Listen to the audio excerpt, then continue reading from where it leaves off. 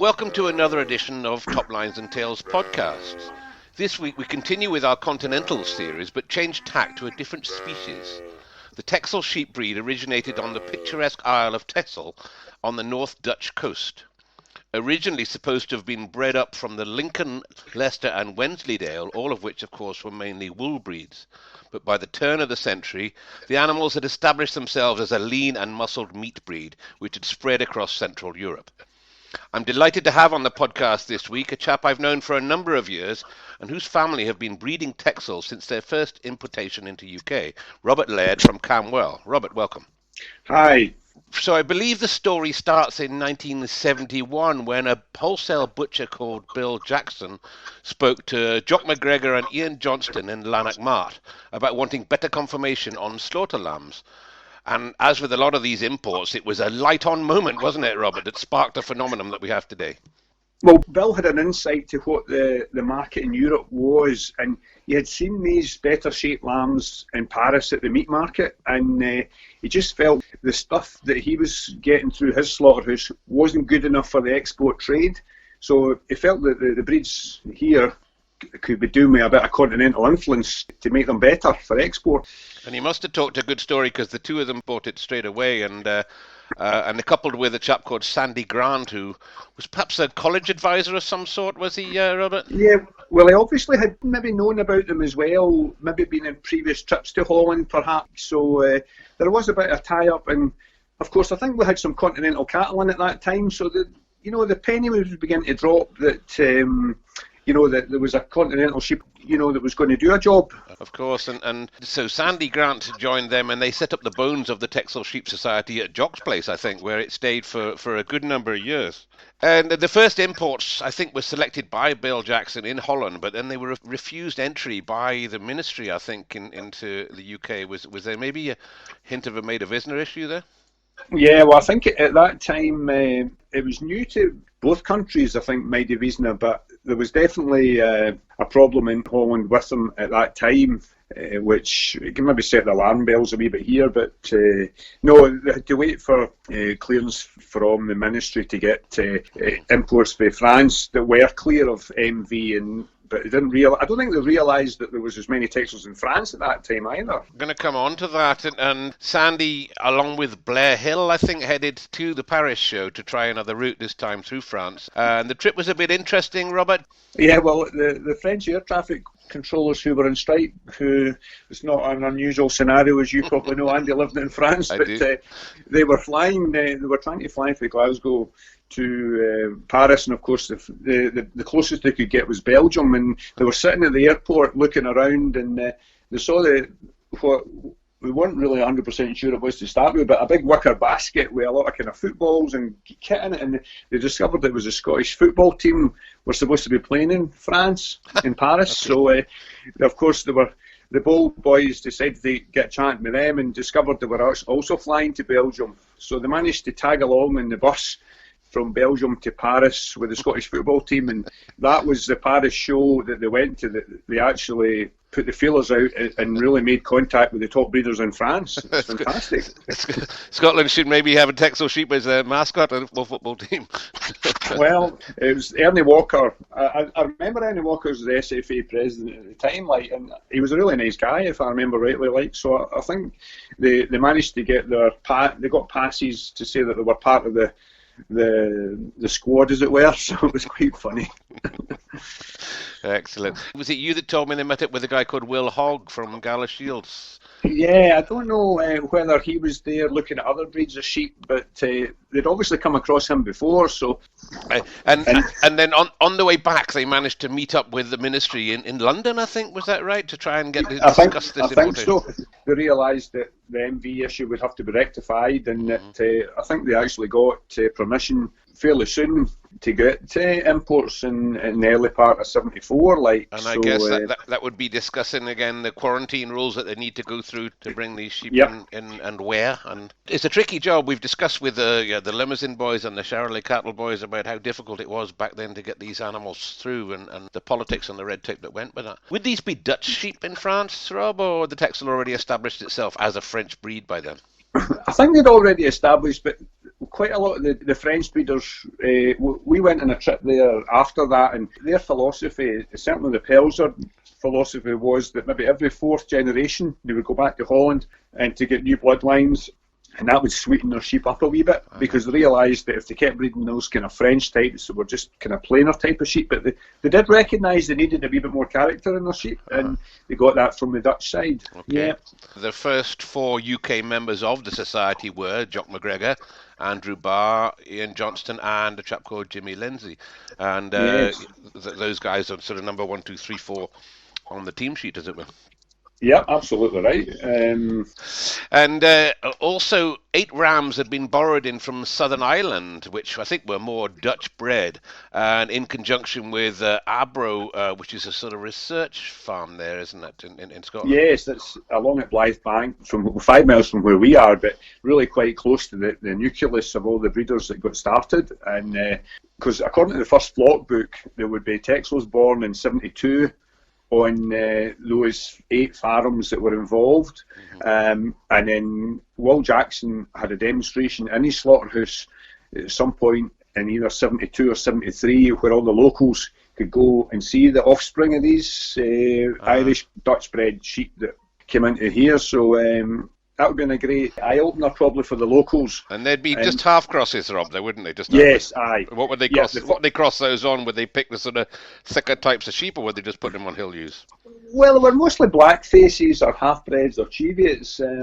Interestingly enough, when you look through the first flock book and you see all the breeds that are mentioned in the first crosses, most of them would be blackface in this area. But I did read, funny enough, in a later journal that maybe near the 79 and 80, it was established that basically the cheviot and the half-bred were the best cross to cross them with if you wanted to go down the grading up.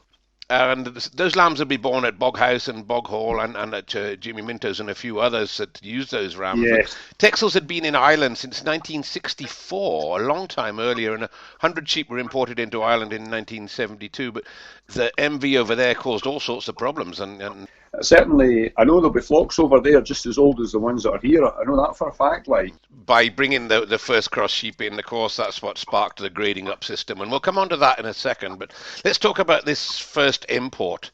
They brought in 13 rams and 26 gimmer lambs in January 1974.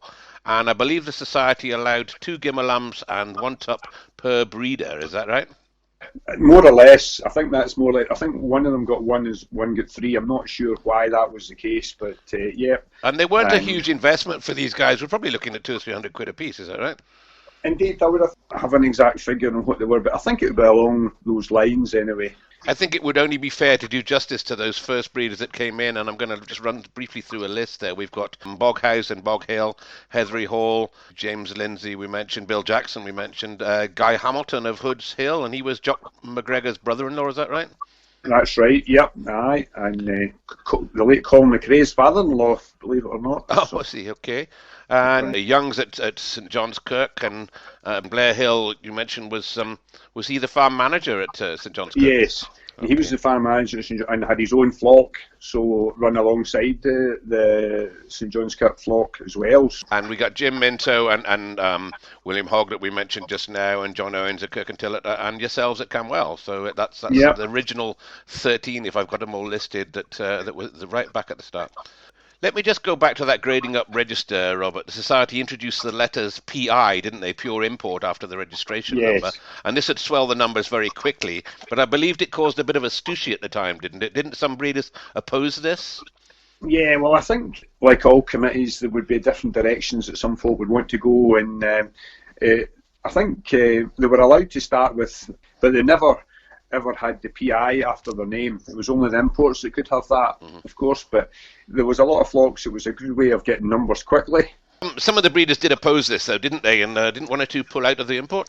Yeah, well, I think that there was obviously a wee bit of a bust-up in an early committee meeting, and there was still a vacancy there for some of the sheep that had already been selected. So Jimmy Minto, who was probably only about 4 miles from here, knew that my father used to show carcasses at the local abattoir at the Christmas show, so he knew he might be quite interested in something that was going to have a better carcass, and my father jumped at the chance of getting involved in this importation, and it was really a bit of luck. Had he seen them? Did he know anything about them at all? Was that just him going on faith? I don't think so. Whether he had been to Will Jackson's open day the year before, it's quite possible. No doubt he would probably have supplied him with fat lambs at some point, but I would have thought he would have done some research, I would have thought. And Will Jackson's abattoir was only just up the road from you, was it not? Yeah, it was in Simonton, yeah. And Will Jackson would be one of the reasons why Lanark was, and probably still is, home to the Texel breed. I mean, he was they were the guys that are all around him, so you have to give this guy a lot of credit for this.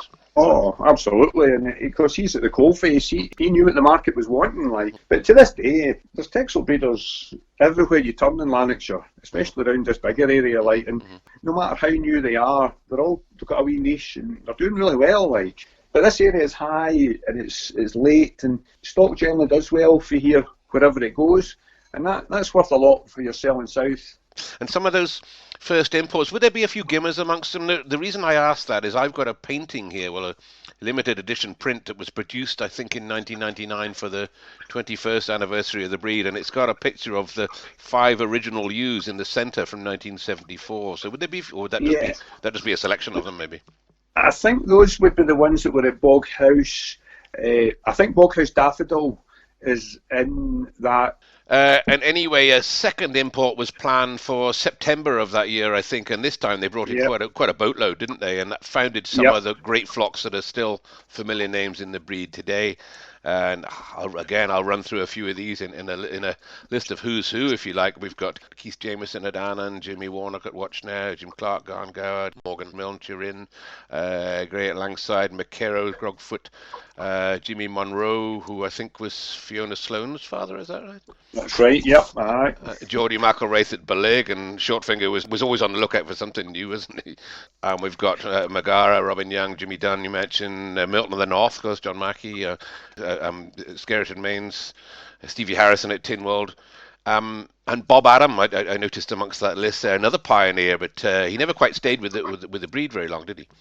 No, I don't think so. From what I can gather, I think Morgan Milne at Turin would end up probably getting his Texels. I think Turin, would get a lot of. You look at later flock books, and there's an awful lot of breeders that you've never heard of again, but their sheep all seem to end up, with in an area with a top breeder, if you know what I mean. Yeah. Well, maybe they got the other people to go for them, and then with an understanding they were going to have them afterwards. And Wolford's, Thin Acres, Winbush. I mean, there's a lot of breeders that are still there today. But these imports would be the letter A, is that right? 73 would be C. C, okay. I think they wanted to keep the A's and the B's so that 71 was A and 72 was B. I think they would probably keep it that way because there was these Texels in the flock book that were born in 72. Of course, already the early crossbreds, of course, yes, from the Irish ones. Okay, that makes sense. So let's look at some of those early imported rams. Then I've got a tup here called Cambwell Constructor was an import, and obviously there's a story behind him. Tell me about him. That's right. The tups were all drawn out the hat, and I'm not sure which breeder it was, but there was a tup that escaped a couple of days beforehand and had ended up getting a barrel load of feeding, and it was not looking that well. It was a wee bit off colour, and whatever breeder it was that drew that tup hadn't had worked with sheep before, so my father had offered to swap his tup for that tup because my father was a sheep man and he knew how to turn a sheep round. So very noble of him. So basically, he took the tup. He probably knew what he was doing. It maybe was a better tup than he had, but it turned out to be a great move because Constructor can be found in an awful lot of pedigrees of some of the best sheep that are in the breed. He was from the Gurney flock, and we had one ewe from Gurney, but there was quite a lot of those early imports in Lanarkshire. All were from Gurney or plus P, And those were the two flocks I would say that did really well, especially from the Annan flock, the Plus B and at Boghouse as well. So yes. Okay, and you mentioned Annan. Keith had Annan Captain, I think, in an import, and then he had Annan Double Diamond, who again was in a lot of pedigrees around about. A couple of early rams with influence, weren't they? Any more rams from those early imports? We didn't get any more rams, whereas Keith would get rams just about in every importation, and maybe even some Dutch rams as well in the 75, 76 importations. So it gave him more scope. But no, it was fantastic.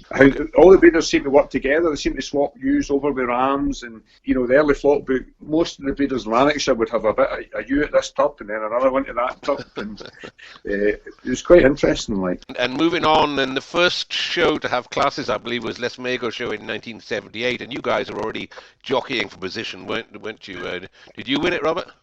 No, my father was the judge actually, so that was I don't even remember being there, to be honest with you, just before my time a wee bit. But there'd be a good number of sheep, but just about everybody in Lanark would turn out for it, I guess. Oh, absolutely, and there had been classes at Dumfries show later on in the year as well, and they'd been quite respectable classes as well by the sound of things, and everybody that had been involved in those early importations.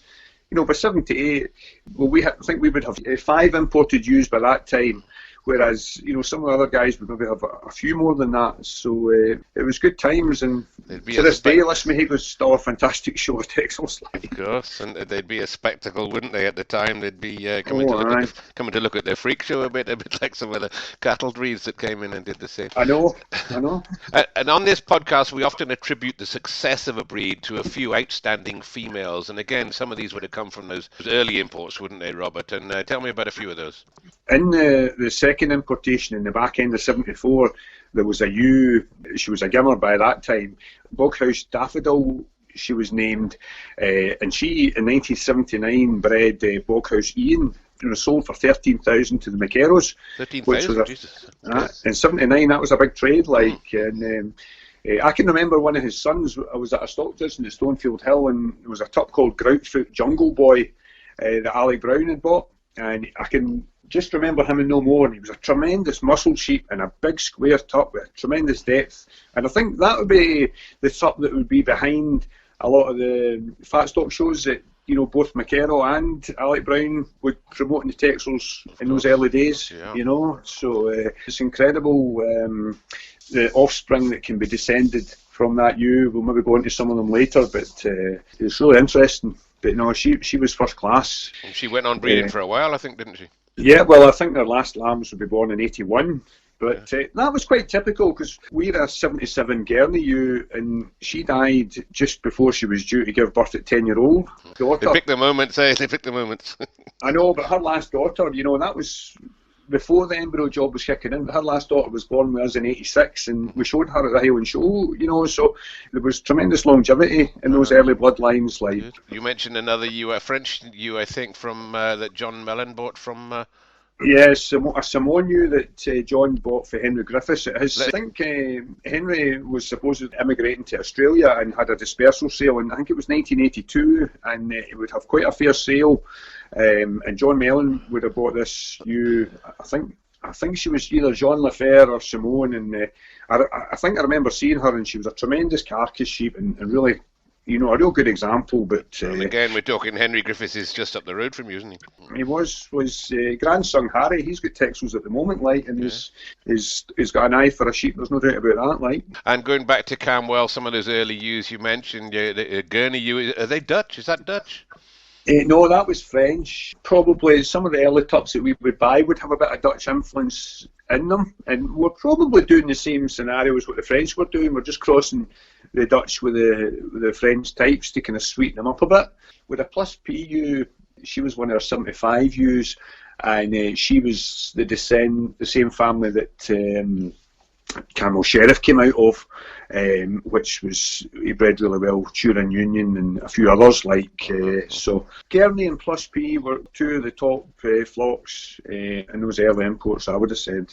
Obviously the society grew, and it was soon up over 1,000 members within a decade, I think, and absolutely.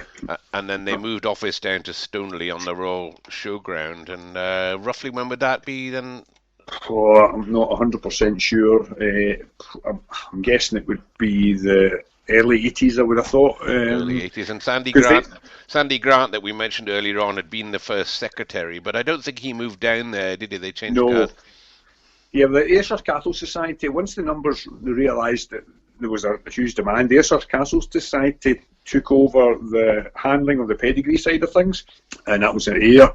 And then, as you rightly said, they moved down to Stoneleigh after that, and got some full-time staff. Who would be the secretary down there then? Well, I think the first one would be Helen Woodhouse, from what I can gather, and then Jean Barber after that. Jean Barber after that. I remember Jean being there. I didn't realise Helen was there, to be fair. I chatted with you a week or two ago, and you mentioned an import of 130 Texels in 1978 by some guy called Neil Souter from the Isle of Man. Can you tell me about that? It's a story there. Yeah, well, I was doing a bit of research. There's certain families where the sheep have really excelled, and there's a line that I think is done exceptionally well. It was basically the Cowell boys sold a gimmer for 9,000 to Charlie Bowden, and that for Charlie has bred a serious amount of good sheep. I think the Sportsman's a Star is one of them, but basically when you follow the female line back, it goes back a whole beef ewe. It was by an Ettrick tup, and then from there it went back to a ewe lamb that Ian Thompson, that used to be the manager of Lawrence Simonton, bought at Tom Cornthwaite's dispersal sale down in Lancashire. And then a few more generations back, it goes back to this Kenna flock. Now, I'd never really heard of the Kenna flock, and I did a wee bit of research, and basically it was a Scottish businessman from London that owned a string of casinos in Iran. And when the Ayatollah took over and the revolution came on the scene, he had to make a quick exit. So 2 hours to get out of Iran, apparently, and he only grabbed what he could grab. And so basically, he obviously quite liked the idea of going to Isle of Man, as you can imagine. So he obviously had a farm there and decided to invest it in some Texel. So he headed off to France in '78 and bought something like 83 females and 22 males, which was a phenomenal import when you think about it. And the following year, he would lamb those ewe lambs, and then he would maybe sell them in maybe either 1980 or 81 as a dispersal at Banbury. And that is where this female line that the Cowell boys have done so well with has come from. Did he know what he was doing, or was he just driving around trying to buy things? He certainly knew what he was doing. Danny Creer's father, Colin, was taken on board as an advisor, so they flew to Paris and basically got a gold Rolls-Royce to chauffeur drive them round France, all the top flocks, and basically used briefcases of francs to buy their sheep, and they managed to get them home. And it was incredible that ewe is descended from, but our Cowell powerhouse is that same family as well, so it's quite interesting, really cool. That's just a good story anyway. And of course you say Danny Creer, of course we'd know better for Balaglony flock in Isle of Man. Yep. And just going through a few tups here, I've got Woollascott Red Star. I think he was a French import from Steve Williams down in Shropshire there, and he was used on a lot of flocks, wasn't he, all of a sudden? Yeah, well, we actually bought a son of him, Woollascott Talisman, 89 it would be, and he was a tremendous show tup, and Stevie really did a great job because he took him round all the Royal shows. I think he won all the Royals that year with that Stevie tup.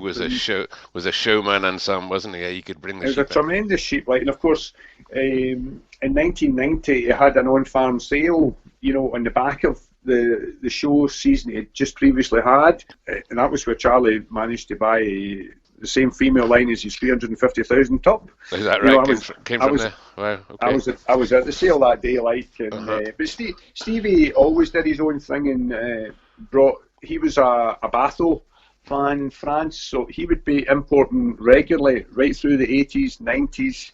and probably, I don't know when he would stop, probably late 90s, I would guess. Certainly, I've shown against him when I got into the breed in the 90s. Certainly, he was a hard man to beat, that's for sure. And let's go back to some of the other early tups then. You had a tup called Titus Viscount, and he was a bit of an outcross, wasn't he, that did well? I'm guessing outcrosses were desperate to find by then, because the genetics would just be tightening themselves into a knot a bit, wouldn't they? They were, but he was a perfect example of a tup, and this is where the Texels really score. He was it was basically an unknown breeder in Matt Parker for Lancashire, and it didn't really matter who you were, and it's still the case. You can turn up at a Texel sale, and if you've got the right tup, you'll make good money. And I think we paid $2,500 for that tup that day, which was quite good money in those days. And he bred really well, especially across we had a tup called Annan Newsflash, who was by Turin Keepsake, and we kept the son of him. Outflash he was called, and his last daughter out of Magerney ewe. Well, we actually flushed. That would be some of the earliest flushing we would do, sort of 1989 to 89s, and we had 5 ewe lambs, and one of them was like Cantonam, a 16,000 pound tup, and Jury was another one, and then Cairn, and then the Yorkshire Show champion that Doug Jewett had. They were like all 5 daughters. They were all different, but they all bred. Well, they had consistency. So. He clicked with her, brilliant. And you mentioned Annan Newsflash there. I'm just going to touch on some of the Annan sheep, Annan Jaguar, Turin Keepsake. You just said Talbot, Northern Lights, Annan Premier Quartet. If I'm going through the alphabet, Annan 101. They were all extremely good early rams at Annan. And Keith was an exceptional breeder, wasn't he? And he was known as Mr. Texel for a while, I would say. Well, it was fantastic. The hospitality you always received from Keith and his wife Margaret. But Keith was a pioneer of the breeding. That he wasn't frightened to use his own tups. He knew the female lines, and he knew what to cross and what not to cross. And nobody will ever follow Keith. He was a unique man, And his sheep would go on and breed. Tups like Annan Nugget that did well at Stonefield Hill for Alec Brown, for instance. And you'd buy tups from him and you didn't mind paying, because generally they would go on and breed. Yeah, well, Annan Masterpiece would go to the Yorkshire, Butry and Mellon, and these guys, with the backbone of their flocks, So. And Keith was such a character, as you said, a likeable man as well. And there was a lot of characters amongst those early influential breeders, there weren't they? I can name a few. Stevie Harrison was another one, and Garn Gower, and these boys were some characters, weren't they? Well, they were all familiar with breeding pedigree stock, before the Texels came in, and Keith would have some top border Leicesters, and a lot of the top Glenside, a lot of these guys up here were all big border Leicester breeders, and maybe pedigree Ayrshires as well, so they knew what they were doing. And it was a natural progression probably for a lot of these guys to move into Texels. I think it was that Fletch said that one thing about breeders the world over is they do like a party, and I think there was some great parties started going on amongst the Texel lines, didn't they? It was a fun time. The Texel breeders, they'll have some great parties after the shows, and there's a great camaraderie, sure. I would say, amongst breeders. It's one of the few breeds, I think, you've got that. And it's quite noticeable at the shows, the number of young breeders that you see actually around the judging rings watching, and I think that's a good sign. Sure. And a great sign for the breed. Sure. And moving on, the prices started to escalate, didn't they, by the end of the 80s as breeders paired up using AI to start with. And when did the AI first come into the sheep? It wouldn't be as early as the cattle, would it? To say, we were flushing sheep in sort of 87, 88, 89. But the AI would be earlier than the ET, would it not? You would have thought so. The AI was in cattle in the late 60s and certainly commercially in the early 70s, and it was a while before it got into the sheep. And a lot of these, the flushing would be done by Edinburgh Genetics originally, wouldn't it? Is that the Roslin Institute? Is that right?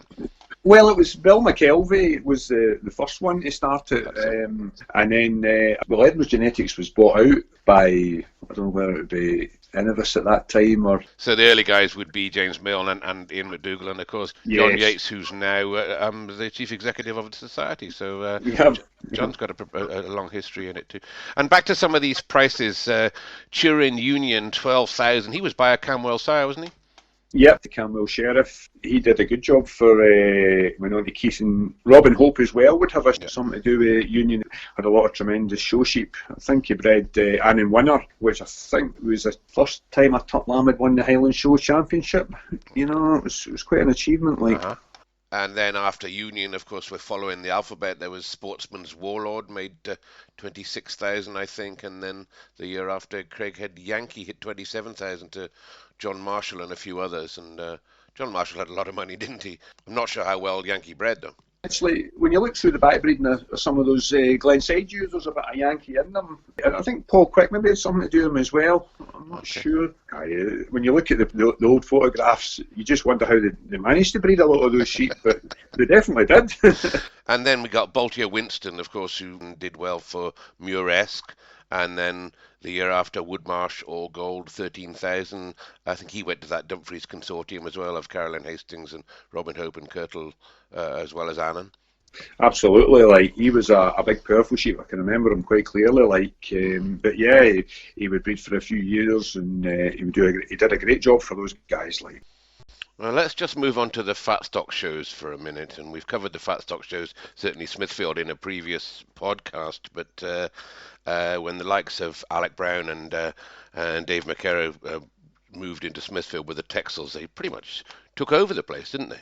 Alec Brown and the McKerrow boys, and then probably Robin Slade and a few others for the south would definitely been right up there. We never ever showed at Smithfield. We did the Scottish Fat Stock show up here a few times, but Durris Deer was another flock that would show tremendous fat sheep, and of course they had commercial ewes of other breeds as well, so they would get Texel crosses into other classes as well, and even John Hall would be another one that would be showing those Texel crosses at the start before he moved on to the Beltexes. Sure. And we'll maybe just touch on the way that the Dutch Texels moved over for the Beltex in a minute or two. Let's just talk about the progeny testing that was done by the Society. There was a lot of it, wasn't it? There was a sire reference scheme, and the elite Texel sires would be the beginning of the block figures, wouldn't it? So the figures started with Texels, really. Would that be right?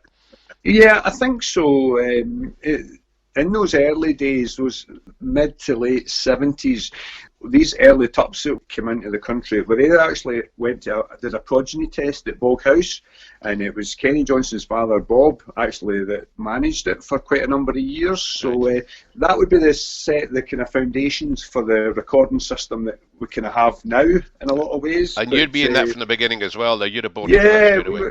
We were always quite keen to make sure. Jimmy Minto was a great figures man, and he was adamant that we should know what we've got. That was the criteria. You should always know what you've got in front of you, so you know where you want to be. Sure, and what you can see on, rather than seeing with your eyes. And we've had this discussion in various other breeds. And would I be fair to say that the Texels led the way on figures? I don't want these angry Suffolk and Charolais breeders phoning and throwing mud at me, but they did have the recording. They set up the flock down in West Wales, didn't they? And that's right. The whole thing I think they were just lucky that the Texels had the numbers. They had the flocks that were interested in recording, so they had a great nucleus, a great flock of sheep to record from. And if they've got numbers, you've got data, and then you can start doing comparisons and stuff like that. And how did the sire reference, or the elite Texel sire, should I say, how did that work? They just used to all turn up on a farm with your best sheep, and then somebody would select the ones they wanted to put in the scheme?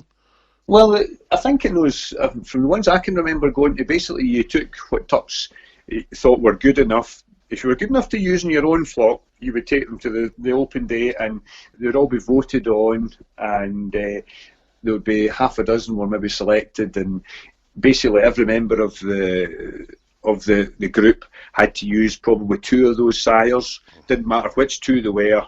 And that gave you a bit of a common link, and it was this linkage that gave the accuracy to the figures that they came up with at the time. So back then that would be just based on an 8-week weight and a 21-week weight, wouldn't it? Yeah. There wouldn't be any scanning back then, would there? I don't think that the earliest scanning, I think that it's probably about 30 years ago they started the back fat scanning, I would think. 1990-ish I would have thought, that was a big difference, because you could actually see in front of you on the screen the differences in muscle depth. It was fantastic. It was recording.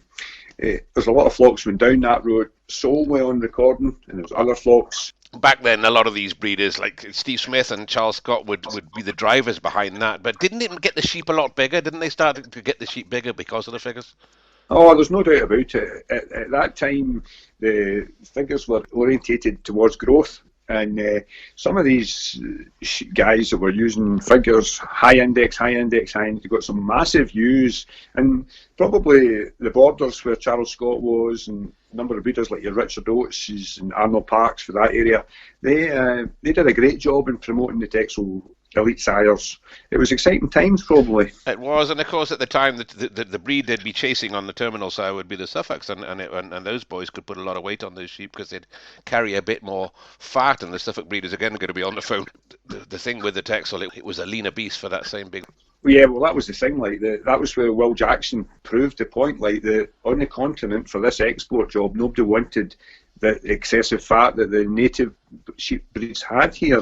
So the Texel was a great way of getting a leaner and a higher killing out percentage. Sorry, would there be any figures in how much feeding it took to get those sheep to that size? I mean, was that taken into account? Because we can all get a big sheep, just got to give it a bigger bucket, haven't you? That's the thing. But that was the thing where the sort of reference scheme kind of came in, because you had two different flocks, perhaps two different parts of the country, two different feeding regimes, and the offspring from the same ram was in both flocks.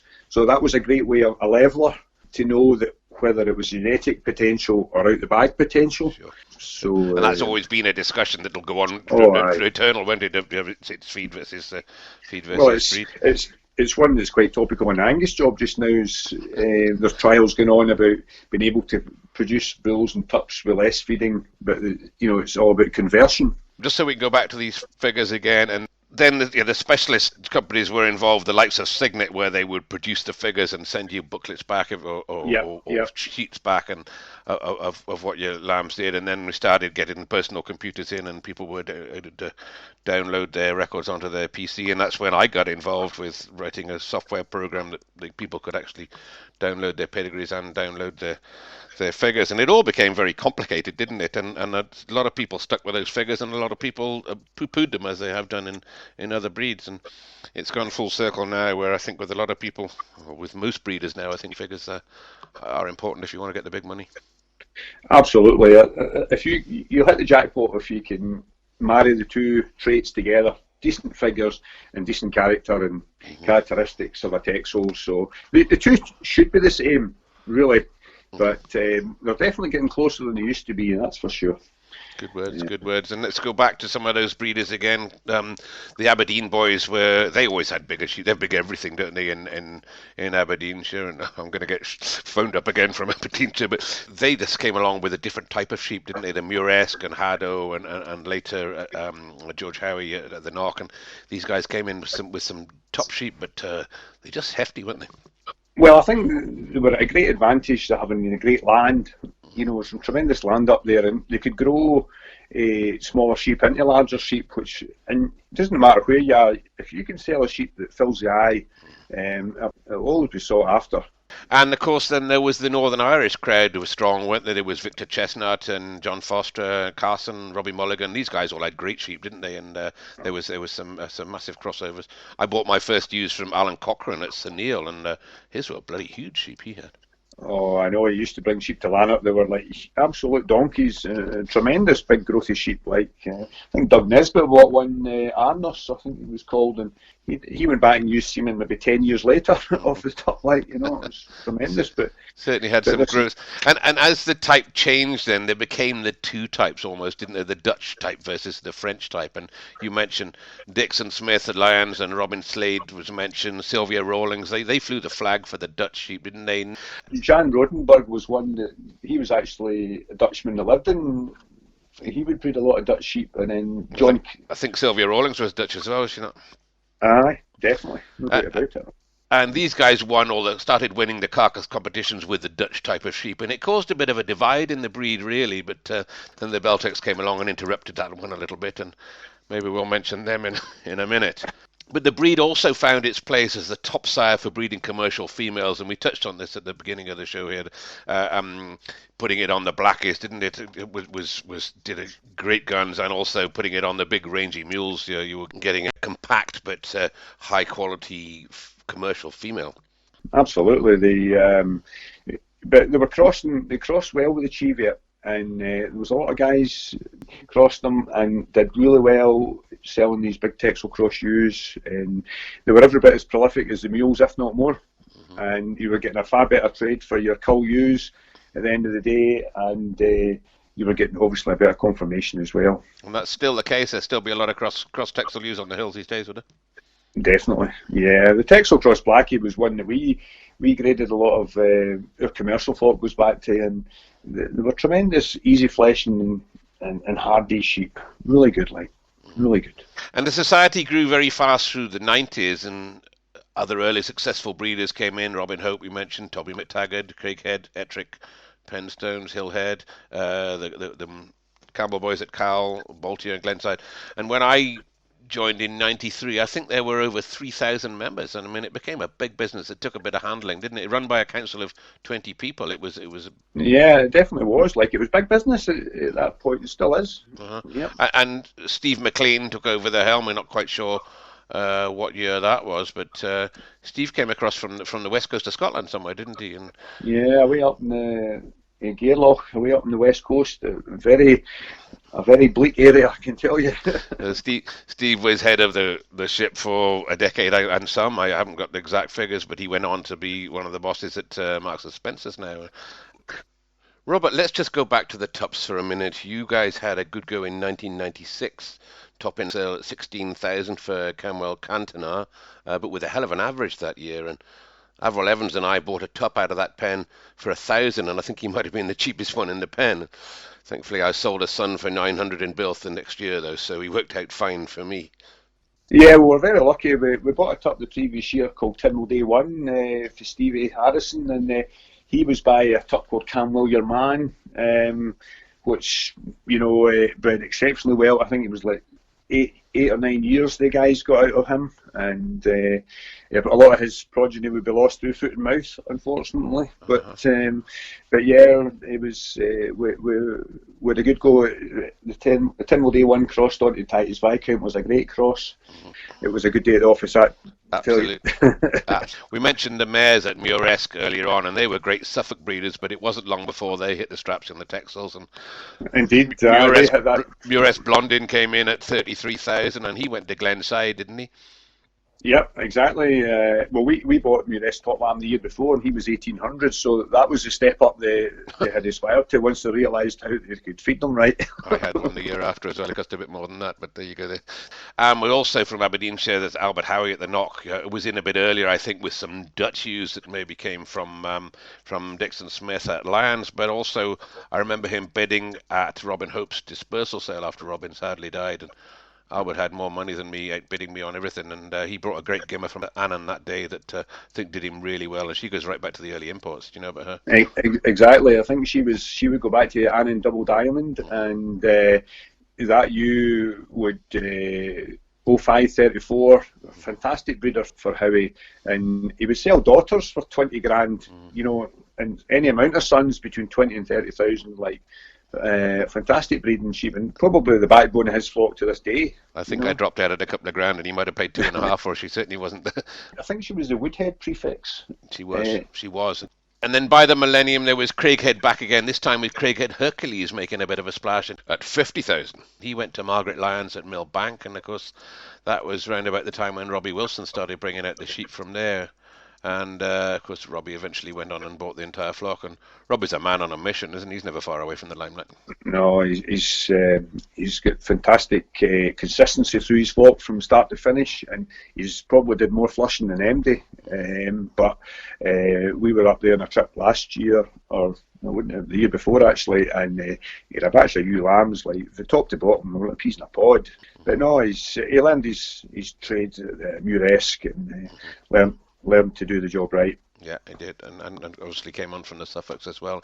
Moving on through the alphabet, Robert Time's moving on. Top Hill Joe, he's the first one to clear 100,000, and he went to that consortium of Aberdeenshire boys that we just mentioned. He wasn't a big sheep, was he? But I think he did okay for him. Definitely wasn't the biggest sheep in the world, but he had a bit of character about him. He was by Knock Impulse, and Impulse went through a lot of flocks. As you can imagine, when that kind of money was sold, the semen sales were phenomenal for David Houghton. And Yep, a lot of the Irish boys, Galty did awful well, and the backbone of his flock would come from Knock Impulse Seaman, I would think. Okay.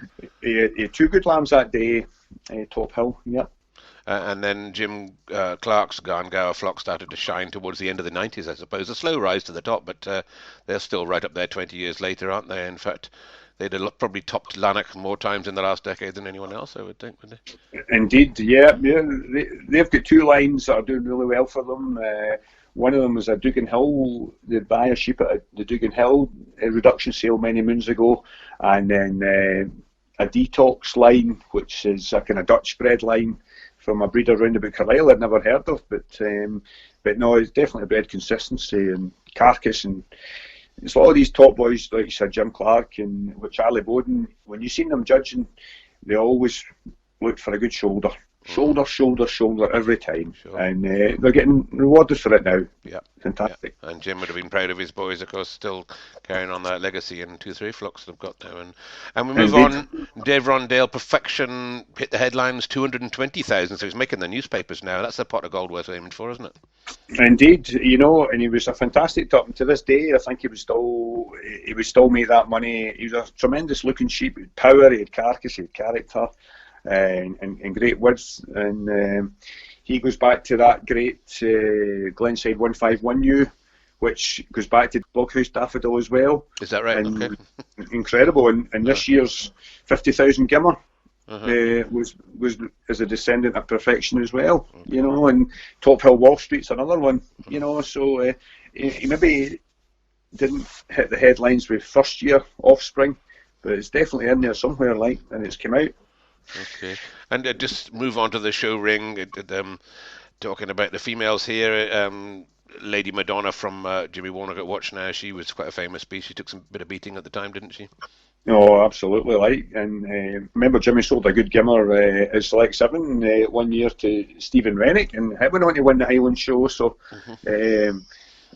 Jimmy's been bred some tremendous females over the years. Definitely.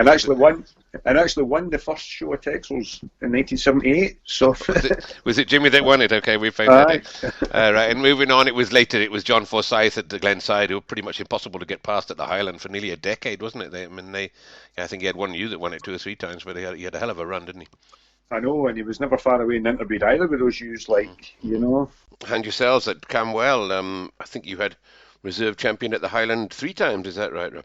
So to start with, the females didn't really catch up on the trade of the tups for a while, did it? And it was flocks like Ettrick who started to profit from their tremendous show success, and their gimmers started being in demand. And in the same way with yourselves as well, female breeders, and the joint in lamb sales became equally profitable as the tups for a while, didn't it? I mean, the whole in lamb sale thing just took off.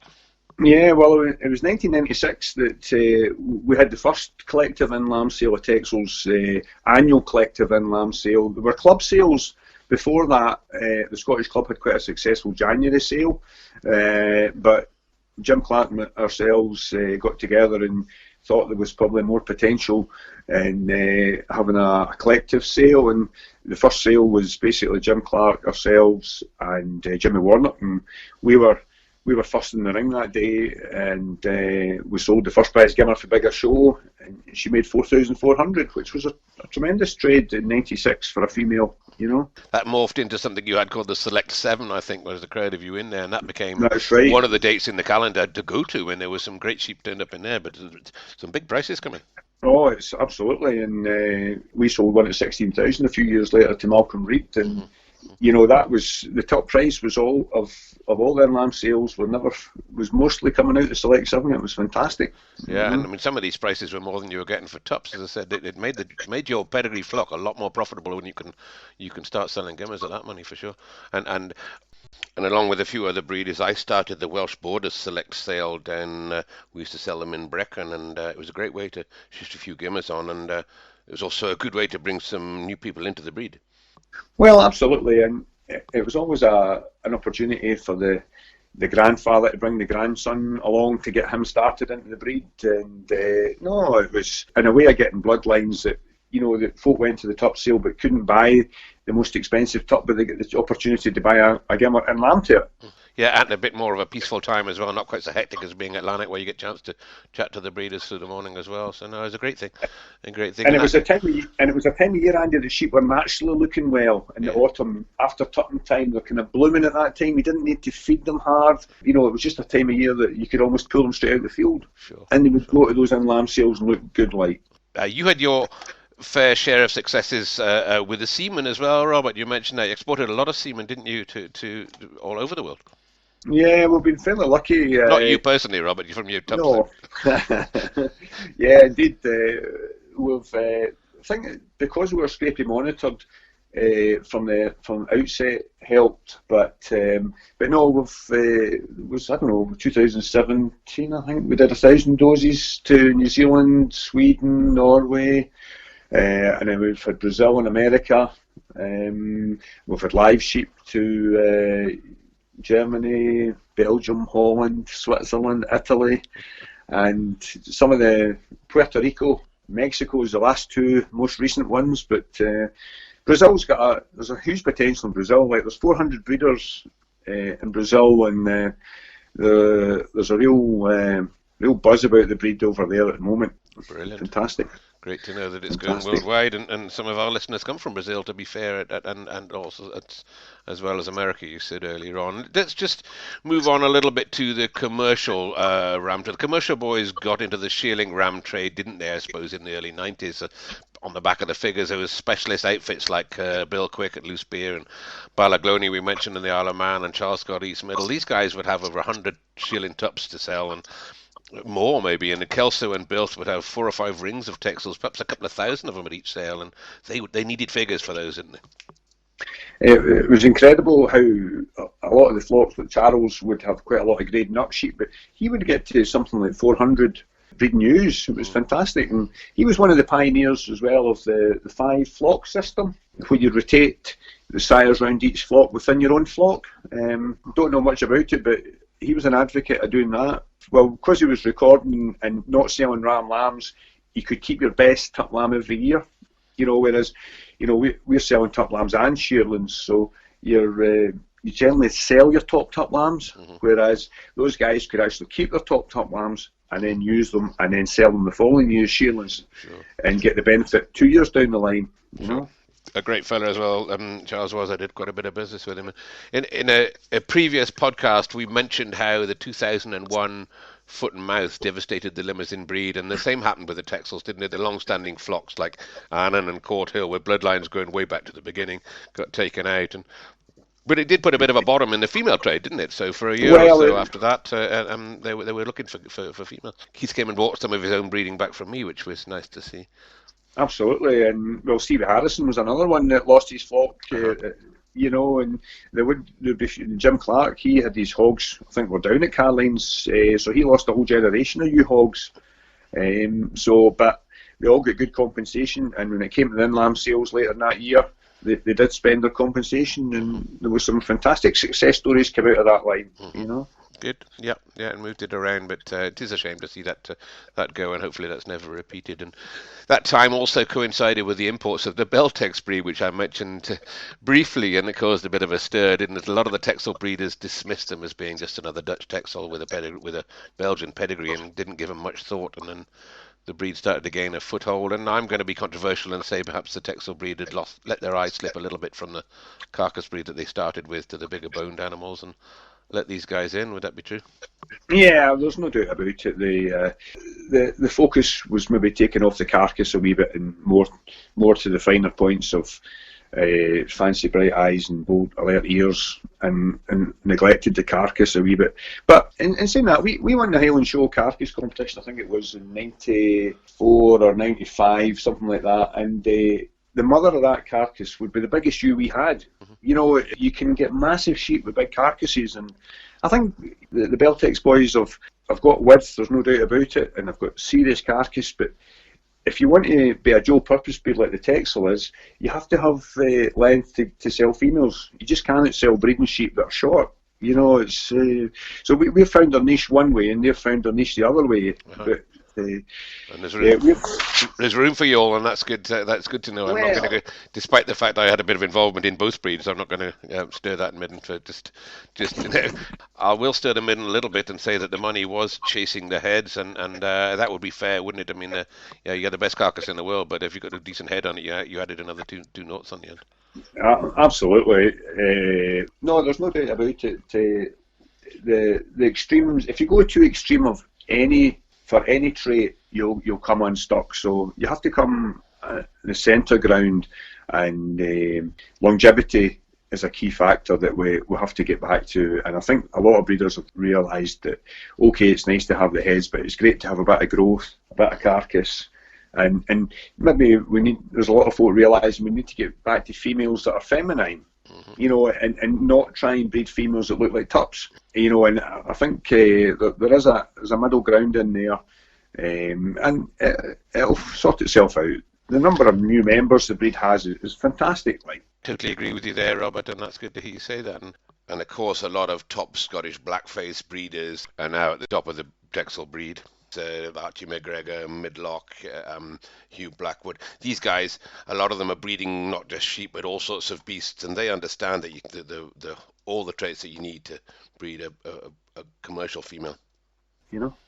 And we can't talk Texels really without highlighting sportsmen's. Jeff Bowden started with some good use, and I think you know where some of those are, but at Melvale there in Cheshire, and his bloodlines have been sought after. And then Charlie's a fantastic judge of stock too, and I'm not sure how many times those guys have broken the breed record, but last year 350,000 for a double diamond was unbelievable, wasn't it? And was he the best sheep you've seen? Yeah, there's no doubt about it. He would be up there, if not the best ever. I would have said he had the figures, and he had the good looks as well, and he had tremendous power. So I'd be very surprised if he doesn't breed something this year, that's for sure. And it wasn't just that sheep, but his average for tups and females would far exceed anything before him, I think. And I don't know how much money he took out of the Texel breed last year. It was quite a bit. But to be fair, he splashed back on a few gimmers later in the year, and Charlie's in a few other breeds as well, and he put some money back into record price Limousin heifer, and he's a good guy to have in the breed. He's just a good livestock. Well, he's stuck to a type, and Bowden's farm is a healthy it's an upland farm, and it's a good stock farm. It's not like sea level and clean dairy ground, and that's probably one of the reasons why the tups breed so well. Over the years, a lot of these tups that he's bred have actually went on and bred really well for folk. Indeed. Absolutely. And Texels now are heading, as probably yourself are, Robert, towards 50 years in the UK now, and the job has changed considerably, hasn't it? And I've surpassed the 50-year mark, Andy, I can assure you. Well done. I feel like I've gone like 70 now. But the sheep have changed almost beyond recognition from those first sheep. You mentioned earlier on that you'd been to France on a trip and sort of seen the wool on them, and they've bred, in the UK, they've bred the wool off them now, hasn't he? So much different from the sheep still here in France, and has that made them less hardy, Robert? Well, it's a school of thought that extra wool was on them for a reason, and certainly the guys on the most harshest farms have definitely retained their wool. They definitely have retained the dense coats, but you can have a really dense coat, but it doesn't have to be long. Sure. You can have a short, dense coat that is actually not peeling. I think a bit of feeling the peelers are kind of went out of fashion a wee bit. But it's every bit, when the weather's as cold as it is here just now, it's very important to have the white hair on the top of their heads as well. So when these lambs are born outside, and that's one thing the Texel has always had a great reputation for, was this ability for the lambs to get up and suckle themselves, born outside, and with having the white hair on their heads, it makes a hell of a difference. Of course, a lot of the top flocks now are bred primarily by ET, don't they? And embryos out of big framed crossbred recipient ewes that can get massive single lambs out. And some of these guys are flushing 30 odd ewes a year. And I'm going to keep quiet on this one and hear what you've got to say about it. Well, if you've invested good money in a female, you have a long time to wait if you're just upping her naturally and hoping to get something back. So it is a hard one to tell somebody you can't flush that sheep, wait for a couple of crops of lambs out it. make sure that she's still alive and that she has got all the traits that a commercial sheep should have. But folk are not going to do that if they've invested heavily in that sheep. They want to get their money back as quick as possible. They want to get the genetics. Although there's definitely an argument for saying we possibly shouldn't be flushing ewe lambs, but if you speak to the top geneticists and other breeds like the dairy industry, they can't flush animals quick enough, because they want a genetic turnaround. So I think we've all got to show a bit of responsibility and flush commercially sound sheep, and the breed will be fine. But just because it's got a nice big head should not be the driving force be deciding what sheep we flush. A background of several generations of producing the goods, registered tups, and then flush, possibly the way ahead. But it's not going to happen because there's too much money tied up in the female job. The female job is driven by the ET job, so the two are interlinked, and unfortunately there's not a lot we can do about it, I don't think. Okay, I'll leave that one there. I'm sure there'll be a few of our listeners raising an eyebrow, but it's nice to hear your opinion on that. And moving on, Robert, yourself, you farm now with your wife Joyce and your family. How many Texels have you got there now at Cambwell and Biggar? We've consistently around about the 70 to 80. We try and sell maybe something like 40 to 45 tup lambs every year and run around 20, 25 shearlings, and then sell about the same number of in-lamb gimmers or gimmers privately. So yeah, and then commercial sheep, we run about 300 commercial sheep as a closed flock, so we have a good market for our commercial sheep as recipients. So yes, we run 60 suckler cows and a few pedigree Anguses there as well, so yeah, keeps us busy. Sure. Well, you got family in business with you? Yeah, well, we have two daughters and they're both very keen in farming, and both of them have been away doing a lambing, and one of them just came back today, in fact. So yeah, it was a great help, and not quite ready to put my feet up yet, but it's getting closer. You're not going to put your feet up. You start lambing next week, which I believe you told me. And Robert, you've judged a lot of shows as well, and you've judged all the royals, I guess, that you've done, and some big classes as well. Some of those classes, the top lambs, be 100 sheep in a class. I mean, how the hell do you sort that out? I know, well, the Yorkshire show is probably the biggest entries I've judged, but I judged the Royal Ulster just actually about 3 days after my youngest daughter was born, so that was a nervous time, I can tell you. I remember I put a Gimmer champion that day from Richard Henderson, and I was swithering about what to put reserve, and the second prize Gimmer was a bloody good Gimmer as well. I said, I'll just go with the ewe lamb. So I went with Victor's ewe lamb, and so after the judging, I discovered that the champion was by one of my tups, Cambwell Darkie he was, and I remember on the boat on the way back, and Fletcher's looking across, and he goes, aye. He knew fine of putting a champion by my own tup, and I said it nearly was worse. I nearly put the second prize Gimmer reserve. You would have had something to moan about it. You'd have made the paper, that one. I know. And you've been on council yourself, Robert?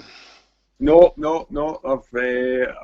I stayed clear of that department, and I've always a bit of input, and all the council members are really good. And if you've got a grievance, you just pick the phone up, and it's pretty good. Like. And you see we should wrap up now, Robert. It's been longer than this will be our longest podcast we've done for a while, because it's a subject I enjoy as well, because I enjoyed breeding the sheep myself, and still do. And where do you see the breed going from here? Then you think we're all in good hands? Yeah, I think so. I think we just have to watch we don't get too close to the bred. I think that's the danger of the flushing and the AI. The same bloodlines is going to be right through the breed. But when you look back in history, every year there's a new tup comes to the top. It's a new flavour of the month, and that changes. And if that's a new bloodline, the breed goes down that route. But I think there's enough diversity in the breeders, and the great thing about it is there's a lot of flocks out there that are breeding solid commercial shearling tups, and they could have the next stock tup for a lot of the tup lamb breeders you know, and who's to say that we wouldn't be going back to France or some of these other countries, you know, to get our bloodlines back. Robert, when you come back to France, you're welcome to come and visit me. I'll get a bottle of white wine in the chiller for you. It's been fantastic chatting to you. As I said, we've known each other a while, and I've always enjoyed your company, and I've very much enjoyed your company tonight. And I hope that some of our listeners out there will have get a good insight into what the Texel breed has been through in the 50 years. And congratulations when that 50 years comes up. I'll be there joining in that party, I hope. Well done. Do you remember the party we had in Turriff? I don't know if it was your 40th or your 30th. It was. Well, my birthday was always round about Turriff show anyway, so whatever it was. Well, it was a good one anyway. What goes on tour stays on tour, Robert. Right, Robert, great to speak to you. I'll let you get back to your lambing, and thanks very much for your time now. Cheers. No bother. Cheers, Andy. Ta-ra. Okay, take care. Thank you for listening to our Toplines and Tales podcast. You may like to take a look at our Toplines and Tales Facebook page as well, where you'll find some photographs to back up this episode, as well as many more photos and discussions on similar topics.